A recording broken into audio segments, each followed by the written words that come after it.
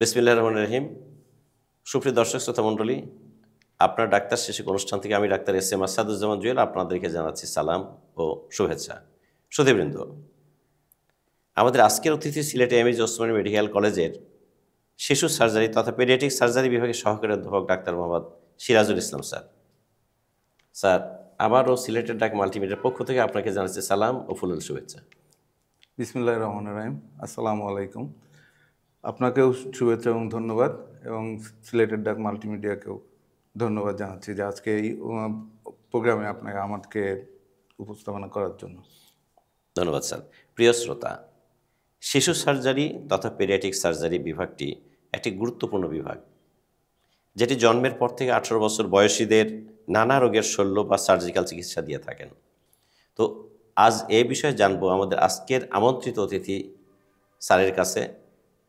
এ বিষয়ে শোনার আমন্ত্রণ জানাচ্ছি আপনাদেরকে, ধৈর্য সহকারে আশা করে শুনবেন। স্যার, এবার প্রশ্নোত্তর পর্বে যাই। শিশু সার্জারি বা পেডিয়াট্রিক সার্জারি বলতে আমরা কি বুঝি, সংক্ষেপে যদি এই বিষয়ে একটু বলেন। শিশু সার্জারি দ্যাট মিনস শিশুদের, বাচ্চাদের যে কোনো সমস্যাজনিত কারণে যে operation, that means surgical procedure করা হয়, সেই ইয়েটাকেই আমরা শিশু সার্জারি হিসাবে আমাদের বলে আসছি।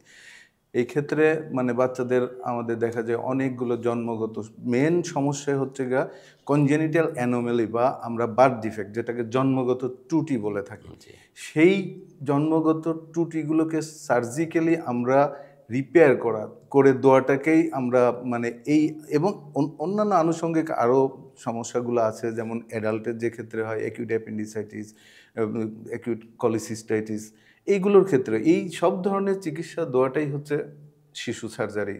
আমাদের এই শিশু সার্জারি বিষয়ে যারা আমরা আসি তাদের কাজ এটাই হচ্ছে, আমরা বলি যে এটাই শিশু সার্জারি, যেটা আমাদের আপ টু আছে মানে ইন্টারন্যাশনালি হচ্ছে 18 বছর পর্যন্ত।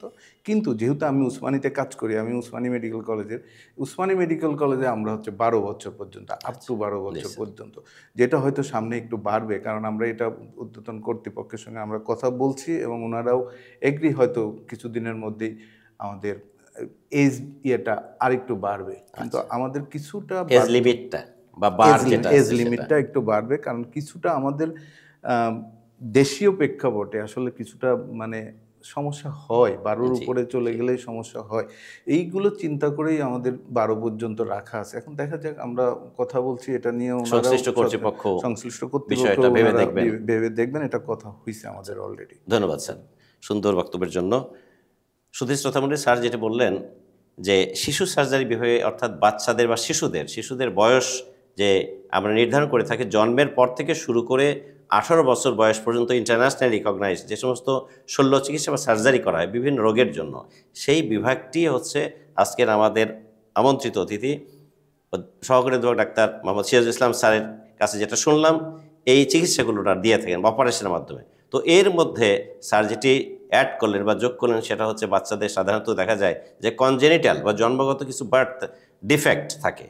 এটা সাধারণত দেখা যায় যে পায়খানার রাস্তা বন্ধ হয়ে যায়, যেটা আমরা পরে শুনবো, অন্যান্য প্রশ্নের উত্তরে বলবেন স্যার, সহ অন্যান্য যে সমস্ত আনুষঙ্গিক জন্মগত ত্রুটিগুলো আছে, অথবা দেখা যায় জন্মের পরেও বিভিন্ন রকমের অসুখ বিসুখ হয়ে থাকে, যেটা তারা শল্য চিকিৎসার মাধ্যমে এটা বা অপারেশনের মাধ্যমে এটা এইগুলো যে সমস্ত অসুখগুলো এটা কমিয়ে আনেন অথবা পুরোপুরিভাবেই এটা সমাধান করে দেন। সেই বিভাগটি হচ্ছে আমাদের পেডিয়াট্রিক সার্জারি বা শিশু সার্জারি বিভাগ। স্যার, এবারে প্রশ্নে আমরা আসি যে কি কি চিকিৎসা আপনারা এই শিশু সার্জারি বিভাগে দিয়ে থাকেন Sylhet MAG Osmani medical college হাসপাতালে? আসলে সিলেট এমএজি ওসমানী মেডিকেল কলেজে আমরা জন্মের পর থেকেই আসলে মনে হয় যে শিশু মানে এইমাত্র ভূমিষ্ঠ হয়েছে সেও শিশু, মানে সেই তার সার্জিক্যাল প্রসিডিউরটাও করাটাই আমাদের সেই জন্মের পর থেকেই শুরু হয়। একটা বাচ্চা হয়তো দেখা যাচ্ছে জন্মগতভাবে পায়খানার রাস্তা নিয়ে আসে না, এটা আমরা বলি অ্যানোরেক্টাল ম্যালফরমেশন, সেইটা এই পায়খানার রাস্তাটা করে দেওয়া। তারপরে দেখা যাচ্ছে তার ঠোঁট কাটা, তালু কাটা, হ্যাঁ, তারপরে জন্মগত আর অনেক সমস্যা, হাসপাং ডিজিজ একটা বলি, পেশাবের রাস্তায় যেমন আমরা হয়তো নিচের দিকে জন্মগতভাবে হয়তো পেশাবের রাস্তাটা সামনে থাকার কথা, সেটাতে সামনে নাই, সেটা নিচের দিকে নিচে আছে, এটাকে আমরা হাইপোস্পেডিয়াস বলি। আর কোনো ক্ষেত্রে উপরে আছে, পেশাবের থলিটা এক্সপোজ সহ পেশাবের নালীটা হচ্ছে উপরে আছে, যেটাকে আমরা ইপিসপেডিয়াস বলি। এই ধরনের থেকে শুরু করে এই যে টেস্টিস উপরে যেতে পারে, টেস্টিস, এটাকে বলে আনডিসেন্ডেন্ট টেস্টিস। টেস্টিসটা হয়তো স্কোটামের নামে নাই। আসলে বাচ্চাদের দেখা যাচ্ছে যে ডিউরিং এমব্রায়োনিক পিরিয়ড, মানে মায়ের গর্ভে যখন থাকে আমাদের ছেলে বাচ্চাদের, এই টেস্টিসটা স্ট্রাকচারটা ওই বাচ্চার পেটের মধ্যে থাকে। এটা 3 মাস ইন্টারভিউটেরান 3 মাস বয়স থেকে এটা নামা শুরু হয়। অ্যাট দ্য এজ অফ 9 মান্থে ওটা যে স্কোটামে যায়, দেখা যাচ্ছে ওটা যাচ্ছে না, পথে আটকায় গেছে। এটাকে বলে আমরা আনডিসেন্ডেন্ট টেস্টিস। এটাও আমরা অপারেশনের মাধ্যমে নামাই দিই। মানে এনি কাইন্ড অফ মানে বার্থ ডিফেক্ট থেকে শুরু আমরা উসমানীতে মোটামুটি সবগুলোই দিতে পারছি ইনশাআল্লাহ। ধন্যবাদ স্যার, সুন্দরভাবে আপনি বিশ্লেষণ করলেন যে শিশুদের কী কী রোগে কী কী ধরনের শল্য চিকিৎসা দেওয়া। শুধু দর্শক শ্রোতামণ্ডলী, স্যার যেটি বললেন যে জন্মের পর থেকে, অর্থাৎ আজকে যে শিশু জন্ম হয়েছে সেই বয়স থেকে শুরু করে 28 দিন পর্যন্ত যে বয়স আমরা বলি নিওনেট, এবং তার পরবর্তী 18 বছর বয়স পর্যন্ত যে সমস্ত রোগীগুলো আমাদের বাংলাদেশের যে সমস্ত সংস্কৃতি অনুযায়ী বা যে সীমানা অনুযায়ী বা সীমা নির্ধারণ যেটা করেছে 12 বছর বয়স পর্যন্ত যে সমস্ত আমাদের শিশুরা আছে তাদের জন্য যে শল্য চিকিৎসা, যেমন বার্থ ডিফেক্টের কথা বললেন, অর্থাৎ অনেক কিছু বার্থ ডিফেক্ট হয়, জন্মগত ত্রুটি, সেটা হতে পারে ঠোঁট কাটা, তালু কাটা, অথবা দেখা যায় যে আনডিসেন্ডেড টেস্টিস, অর্থাৎ আমাদের যে টেস্টিকল যেটা আছে, অন্ডকোষ সাধারণত স্বাভাবিক জায়গায়, অর্থাৎ স্ক্রটাম বা আমাদের যে পুরুষাঙ্গের নিচে যে থলি থাকে সে পর্যন্ত আসে না। সাধারণত জন্মের 3 মাসের সময় এটা তৈরি হয়, পেটের ভেতরেই থাকে, পরবর্তী পর্যায়ে 9 মাসের সময় এটা তার নির্দিষ্ট যে স্বাভাবিক অবস্থান টেস্টিকলটা নিচে চলে আসে, বা আমরা স্ক্রটাম যেটা বলি, পেশাবের রাস্তার পাশে থলি আছে, এই থলিতে নেমে আসে। কিন্তু অনেক ক্ষেত্রে এটা বাধাগ্রস্ত হয়ে উপরে পেটের মধ্যে থেকে যায়, এটা একেবারে আনডিসেন্ডেড টেস্টিস, যেটা এই শল্য চিকিৎসার মাধ্যমে স্যাররা এটা আবার পূর্বাবস্থা অর্থাৎ স্বাভাবিক জায়গায় নিচে স্ক্রটামে নিয়ে আসেন।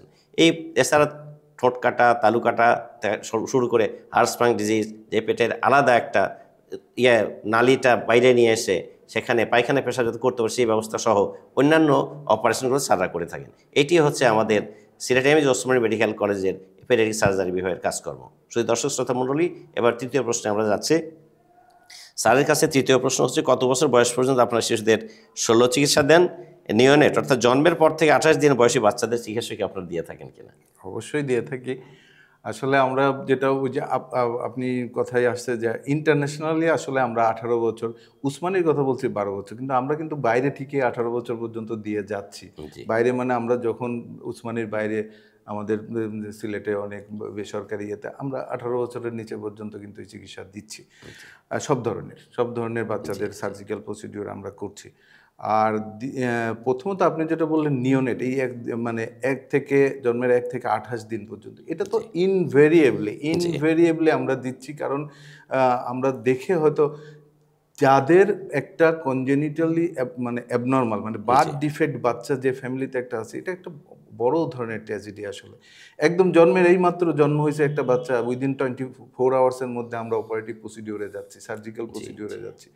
কি ধরনের সমস্যা থাকতে পারে যে বললাম, একটা পায়খানার রাস্তা নাই, তার আমরা পায়খানার রাস্তাটা আবার বানায় দিচ্ছি যদি শর্ট হয়। এটার মধ্যে হচ্ছে ক্রাইটেরিয়া আছে, কোনোটা সিঙ্গেল স্টেজেই আমরা টাইপ আছে, কোনোটা আমরা সিঙ্গেল স্টেজে একবারে হয়তো পায়খানার রাস্তাটা বানায় দিচ্ছি একবার একটা অপারেশন, কোনোটা আবার দেখা যাচ্ছে এগুলো সমস্যা, তখন স্টেজ প্রসিডিউর বলি। আমরা প্রথমে পেটে পায়খানার রাস্তা একটা ডাইভারশন করে দিব, তারপরে নিচে মেন পায়খানার রাস্তাটা বানাবো। এই যে ডাইভারশন যেটা করে দিচ্ছে, এটা হয়তো ওই যে একদিনের বাচ্চা হয়তো 12 ঘন্টার মধ্যে করছি, কোনোটা 24 ঘন্টার মধ্যে করছি। আবার দেখা যাচ্ছে যে এটা ডাইভারশন করে দিলাম, পরবর্তীতে আমরা পায়খানার রাস্তা বানাচ্ছি, এটা আবার বন্ধ করে দিচ্ছি স্থায়ীভাবে, এটা আবার বন্ধ করে দিচ্ছি। তার মানে স্টেজ প্রসিডিউর, সেই বাচ্চা 3টা অপারেশনে আমরা প্রসিডিউরে গেলাম। অনেক ক্ষেত্রে দেখা যাচ্ছে যে নিওনেটের অনেক বাচ্চা জন্মগতভাবে হয়তো খাদ্যনালীর যোগাযোগ নাই, আমরা অ্যাট্রেসিয়া বলি, কনজেনিটাল অ্যাট্রেসিয়া, আইলিয়াল অ্যাট্রেসিয়া আছে, জিওজুনাল অ্যাট্রেসিয়া আছে, এই অ্যাট্রেসিয়াগুলো, ইসোফেজিয়াল অ্যাট্রেসিয়া আছে, এইগুলো তো আমরা অহরহ মানে করছি এবং জন্মের পরপরই করছি। তো এই ধরনের মানে এর থেকে মানে আর অন্যগুলো তো বড় হলে তো এগুলো মানে স্বাভাবিকভাবে আমরা করছি। এই জন্য আমরা নিওনেটের ক্ষেত্রে ভয়ের কিছু নাই, আমরা সব ধরনের ইয়েতেই অপারেশন হয় এবং সিলেট এমএজি ওসমানী মেডিকেল কলেজেই আমরা সম্ভব করে আসছি। যেমন আমরা যদি আপনি বলেন যে না আপনি কি, আমি যেমন গতকালকেও আমরা 3টা বাচ্চাকে এই ধরনের প্রসিডিউর, এই যে জন্মের পরে আসছে, এটা কোনোটা 48 আওয়ার্স হয়েছে, কোনোটা হয়তো মানে জন্মের পরে সঙ্গে সঙ্গে অনেক ক্ষেত্রে এই যে জন্মগত ত্রুটিগুলো দেখা যাচ্ছে পায়খানার রাস্তা নাই, এটা কিন্তু প্রথমেই বাচ্চার পরিবার, বাচ্চার বাবা মা এটা বুঝে না। কারণ জন্মের পরে কি দেখে, জন্মের পরে প্রথম তার ফোকাসটা হয় জেনিটালের উপরে, আইদার ইট ছেলে অর মেয়ে। তারপরে কিন্তু এই দিকে আর কেউ খেয়াল করে না। তারপরে বাচ্চার মুখে কিভাবে খাওয়াবে এটা, এর পরে যখন 12 ঘন্টা পরে যায়, 24 ঘন্টা পরে, কি ব্যাপার বাচ্চা পেশাব করলো না কেন, পায়খানা করলো না কেন, তখন দেখা যাচ্ছে এই সমস্যাটা তখন চোখে পড়ছে, তখন আমাদের কাছে আসে। আচ্ছা, ধন্যবাদ স্যার, আপনারা সুন্দরভাবে বিশ্লেষণ করলেন, বিশ্লেষিত বক্তব্যের জন্য। শুধু দর্শক শ্রোতামণ্ডলী, স্যার যেটা বললেন, জন্মের পর থেকেই, পরের দিন থেকেই, যখন জন্ম নেবে তারপর থেকেই যে সমস্ত চিকিৎসাগুলো, এই চিকিৎসাগুলো স্যাররা দিয়ে থাকেন 18 বছর বয়স পর্যন্ত, ইন্টারন্যাশনালি হলে বাংলাদেশে 12 বছর, আগে যেটা বলেছি। তো জন্মের পর থেকে সাধারণত অধিকাংশ পরিবারই জানে না বা জানতে চায় না বা সচেষ্ট নয় এবং অকিবহরও নয় যে এই ছেলেটার তার পায়খানার রাস্তা ঠিক আছে কিনা, পেশাবের রাস্তা ঠিক আছে কিনা, অথবা তার টেস্টিসনেসে নেমে আসছে কিনা, সেটা না নিয়ে সবাই ব্যস্ত থাকে। সাধারণত বাচ্চাটা কাঁদে কিনা, তারপরে দেখে যে বাচ্চাটার তার স্বাস্থ্য সুন্দর আছে কিনা, খায় কিনা, এগুলো নিয়ে যখন দৌড়াদৌড়ি করে, কিন্তু পরবর্তী পর্যায়ে দেখা যায় যে যখন 6 ঘন্টা 12 ঘন্টার পেশাব হয় না, পায়খানা হয় না, তখন তাদের দৌড়াদৌড়ি ছুটে যে কোথায় এইটার জন্য চিকিৎসা নেবে। তো আমরা যেটা বলি যে জন্মগত ত্রুটিগুলোর মধ্যে স্যার যেটি বললেন যে খাদ্যনালী সমস্যা, সেটা উপর থেকে নিচ পর্যন্ত বিভিন্ন জায়গায় আমাদের যে আন্তরিক যে নালী আছে, নালী বিভিন্ন অ্যাট্রেসিয়া বা এটা দেখা ছোটো হয়ে যায়, চিকন হয়ে যায় এবং যোগাযোগই থাকে না, কোনো কোনো ক্ষেত্রে অ্যাবসেন্ট থাকে, অনুপস্থিত থাকে। সেই জন্য স্যাররা যে যে এলাকায় আমরা গলার নিচ থেকে শুরু করে পায়খানা রাস্তা পর্যন্ত যে জায়গায় এই জন্ম ত্রুটি আসছে, সেখানে স্যাররা এটা অপারেশনের মাধ্যমে এটার সাথে যোগাযোগ, নিচের অংশের সাথে যোগাযোগ করা সম্ভব। এছাড়া প্রাথমিক পর্যায়ে এটা বাইরের দিকে, পেটের বাইরে একটা ব্যাগের মাধ্যমে যে সমস্ত অপদ্রব্যগুলো থাকে সেগুলো বের করে দেওয়ার পদ্ধতি, অর্থাৎ অস্থায়ী পদ্ধতি। পরবর্তী পর্যায়ে স্টেজ প্রসিডিউর, অর্থাৎ বিভিন্ন পর্যায়ক্রমিক পদ্ধতিতে সারা স্থায়ীভাবে এই পায়খানা রাস্তা তৈরি করে দেন। এছাড়াও টেস্টিস আনডিসেন্ডেড টেস্টে আগে যেটা স্যার উল্লেখ করেছেন, সেটাও নিচে নামানোর ব্যবস্থা স্যাররা করে দেন। কাজেই আমাদের অবশ্যই লক্ষ্য করতে হবে এখন থেকে যে জন্মের যে শিশুটি জন্ম নিল, তার পেশাবের রাস্তা, পায়খানার রাস্তা ঠিক আছে কিনা, পায়খানা হচ্ছে কিনা, প্রস্রাব হচ্ছে কিনা, এই বিষয়গুলো দেখে যদি সমস্যা হয় তড়িৎ গতিতে সিলেট এমএজি ওসমানী মেডিকেল কলেজের পেডিয়াট্রিক সার্জারি বিভাগ, শল্য চিকিৎসা বিভাগে যোগাযোগ করবেন। 24 ঘন্টা এটা খোলা থাকে এবং সাধারণত আউটডোর থেকে শুরু করে ইনডোর পর্যন্ত সার্বিক যে দেখাশোনা বা এই চিকিৎসা প্রদান সিলেট এমএজি ওসমানী মেডিকেল কলেজে এই স্যার নেতৃত্বে এবং অন্যান্য ওনার সংশ্লিষ্ট যে সমস্ত কলিগ বৃন্দ আছেন, হ্যাঁ, একই বিভাগের, তারা এই চিকিৎসাগুলো দিয়ে থাকেন। শুধু দর্শক শ্রোতা মণ্ডলী, এবার পরের প্রশ্নে আমরা যাচ্ছি। স্যার, বিশ্বমানের চিকিৎসা কি ওসমানীতে আপনারা দিয়ে থাকেন এবং কী কী চিকিৎসা দিয়ে থাকেন, আর কী কী যে স্বল্পতায় বিশ্বমানের চিকিৎসা দেওয়া একটু সমস্যা হয়ে যায় বলে আপনি মনে করেন? বিশ্বমানের চিকিৎসা এখন বিশ্ব তো আগায় গেছে, এখন মেশিন মানে ল্যাপারোস্কোপিক ভিত্তিক, সিস্টোস্কোপিক ভিত্তিক চলে গেছে। আমরাও আশা করি আমরাও এখন বাচ্চাদের ক্ষেত্রে ল্যাপারোস্কোপিক্যালি আমরা ল্যাপারোস্কোপিক অ্যাপেন্ডিসেক্টমি, কলিসিস্টেক্টমি করছি, সিস্টোস্কোপিক্যালি আদার ব্লাডার থেকে শুরু করে ইউরেথাল যেগুলো সমস্যাগুলো, এগুলো আমরা করছি। কিন্তু কিছু কিছু ক্ষেত্রে যেটা পেডিয়াট্রিক সার্জারি, যে আমি আপনাকে বললাম যে একটা জিনিস বললাম, একটা জন্মগত কনজেনিটাল অ্যানোমেলি, এটা হচ্ছে হাসপাং ডিজিজ বলি, মানে এটা খাদ্যনালীর একটা পোর্শনে একটা গ্যাংলিয়ন সেল বলি, যেই সেলটা, এটা হচ্ছে গিয়া এই সেলটা আমরা খাদ্য খাচ্ছি, সেই যে পায়খানাটা তো উপর থেকে আস্তে আস্তে নিচের দিকে যাবে, যে কন্ট্রাকশন, গাটের কন্ট্রাকশন করে যে এক্সপেলড আউট করবে, সেই কাজটা হচ্ছে এই গ্যাংলিয়ন সেলের। সেই সেলটা জন্মগতভাবে অনেক সময় দেখা যাচ্ছে অ্যাবসেন্ট থাকে। সেটারও অনেক টাইপ আছে, কোনো কোনো অল্প জায়গায় একদম রেকটাম, অ্যানাল ক্যানাল, তারপর আমরা একটু উপরে রেকটাম রেক্টোসিগমাল জাংশনে, যেটা short segment, ultra short segment, long সেগমেন্টগুলো আসলে, এবং এক্সটেন্ডেড লং সেগমেন্ট আমরা পেয়ে থাকি, এইগুলো হচ্ছে খুবই খারাপ। কিন্তু আল্ট্রা শর্ট সেগমেন্ট যেগুলো, সেগুলো আমরা এই ট্রিটমেন্ট, এগুলো এখন ল্যাপারোস্কোপিক্যালি দেওয়া হচ্ছে এবং ঢাকাতেও হচ্ছে। আমরা চেষ্টায় আছি, ইনশাল্লাহ আমরা উসমানীতেও এটা দিতে ল্যাপারোস্কোপিক্যালি, এটাও আমাদের এখন পরবর্তী টার্গেট, যে ল্যাপারোস্কোপিক্যালি এই প্রসিডিউরগুলো করার জন্য। এইসব ক্ষেত্রে আরেকটু আমাদেরও একটু টেন্ডার হইতে হবে, আরও কিছু সাপোর্ট তো লাগেই জি আসলে। জি এটা জি তো মানে শুধু আমরা থাকলেও তো হবে হবে না, না। লাভ লাগে। আমরা আশা করি যেহেতু আমরা ল্যাপারোস্কোপিক্যাল প্রসিডিউর গোয়িং অন, আমরা ইনশাআল্লাহ আগামীতেও আরও ধন্যবাদ স্যার, সফল হব। সুন্দরভাবে আপনি বলার জন্য।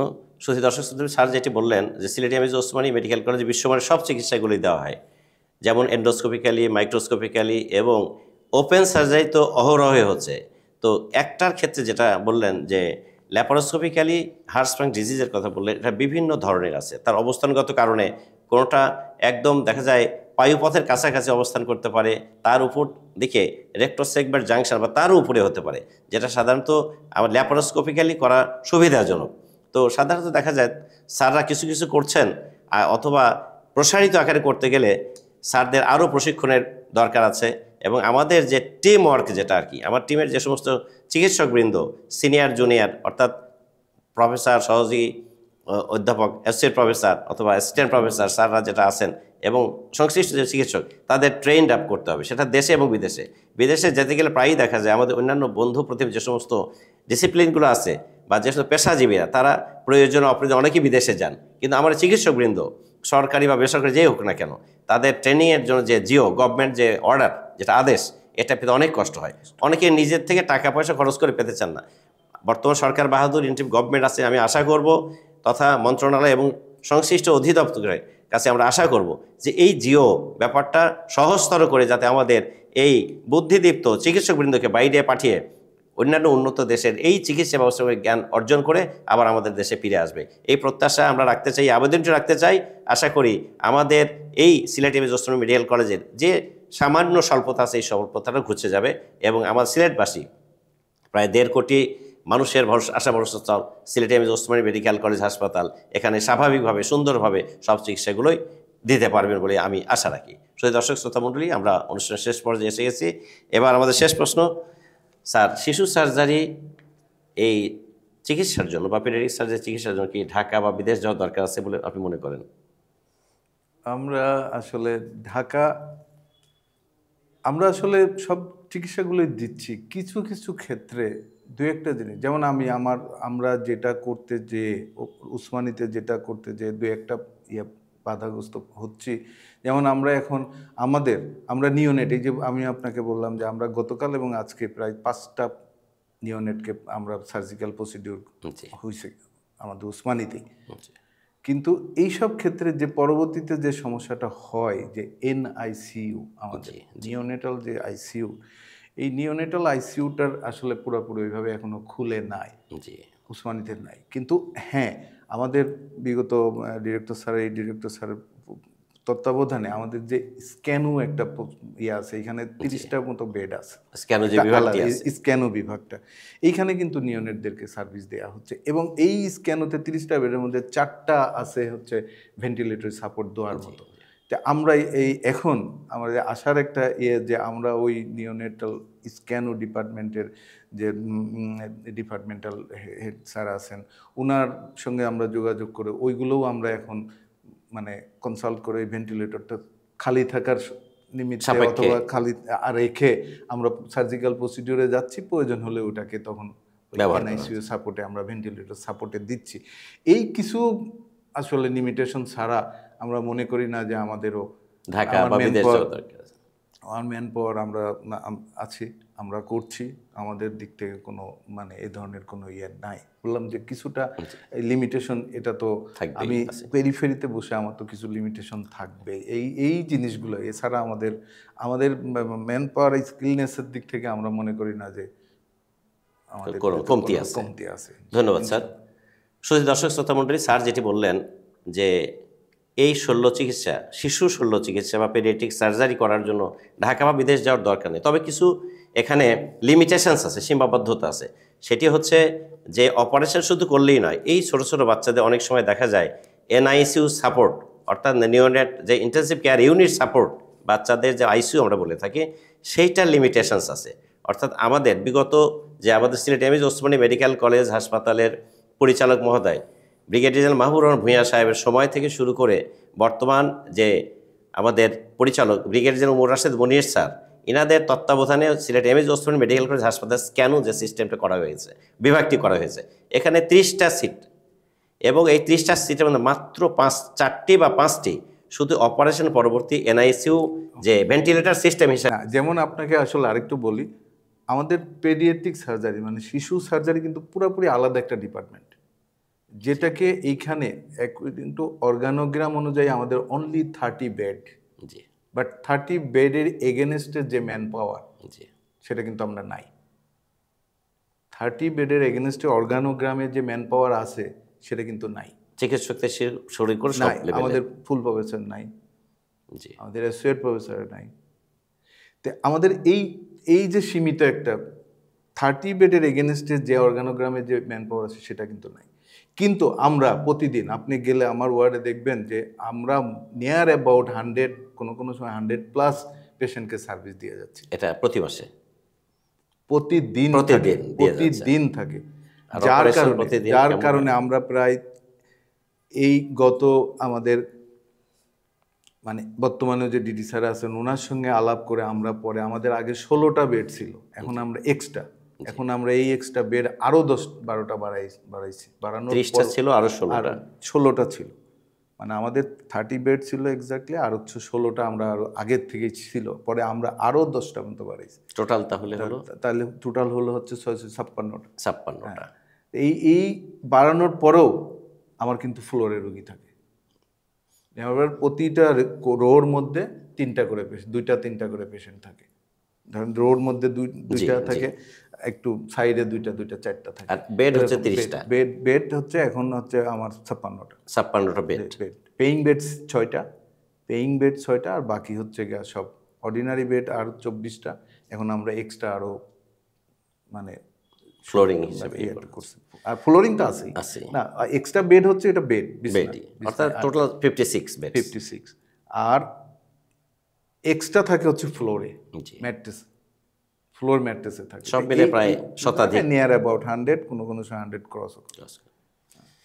ধন্যবাদ স্যার। শুধু দর্শক শ্রোতা মণ্ডলী, স্যার যেটি বললেন অ্যাড করলেন, ওনার বক্তব্যের শেষের দিকে এসে আরেকটু অংশ যোগ করলেন, এটা আমাদের বোঝার জন্য, এবং সরকার বাহাদুর এবং স্বাস্থ্য অধিদপ্তর এবং আমাদের স্বাস্থ্য যে মন্ত্রণালয় তাদের বোঝার সুবিধার্থে স্যার যেটি আমাদের বললেন সেটি হচ্ছে কি, আমাদের সিলেট এমএজি ওসমানী মেডিকেল কলেজের শল্য চিকিৎসা বিভাগ বা পেডিয়াট্রিক সার্জারি বিভাগ টোটাল বেড ছিল 30, সেটা আমাদের স্থানীয়ভাবে আমাদের যে ওসমানী মেডিকেল কলেজ হাসপাতালের পরিচালক মহোদয়, উপপরিচালক মহোদয়ের সদিচ্ছার প্রতিফলন হিসাবে এই 30টা থেকে আরও 26টা বাড়িয়ে মোট 56টা বেড তৈরি করা হয়েছে।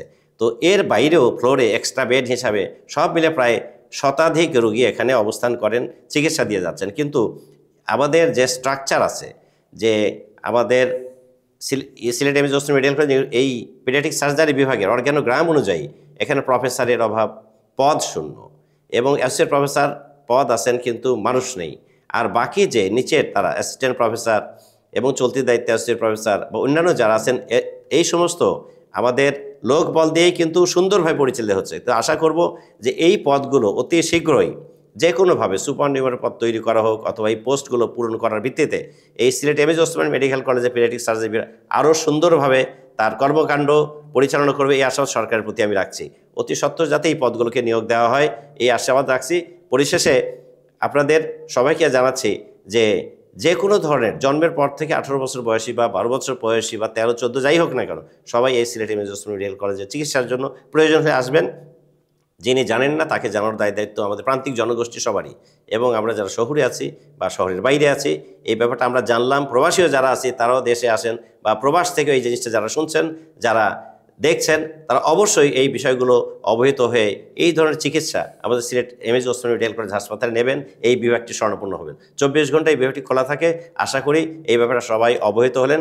শুধু দর্শক শ্রোতা মণ্ডলী, আমাদের অনুষ্ঠানের শেষ পর্যায়ে এসে গেছি। যাওয়ার আগে স্যারকে জানাচ্ছি অসংখ্য ধন্যবাদ, সালাম এবং ফুলের শুভেচ্ছা। আপনি ভালো থাকুন, সুস্থ থাকুন, আমাদের সময় দিয়েছেন, আমরা সবাই এই জন্য কৃতজ্ঞ। শুধু দর্শক শ্রোতা মণ্ডলী, আমরা আমাদের অনুষ্ঠানের শেষ পর্যায়ে এসে গেছি। তো যাওয়ার আগে আবার আপনাদের জানাচ্ছি সালাম, শুভেচ্ছা, এবং আগামী সপ্তাহে একই সময়ে অন্য কোনো অতিথির সাথে আপনাদের দেখা হবে, সাক্ষাৎ হবে, শুনবেন, জানবেন। সেই দিনের অপেক্ষায় থাকুন, এই আশাবাদ ব্যক্ত করে আবারও আপনাদের সবাইকে সালাম জানিয়ে এবং সবাই ভালো থাকুন, সুস্থ থাকুন, নিরাপদে থাকুন এই কামনা করে আজকের অনুষ্ঠান এখানে শেষ করছি। আল্লাহ হাফিজ।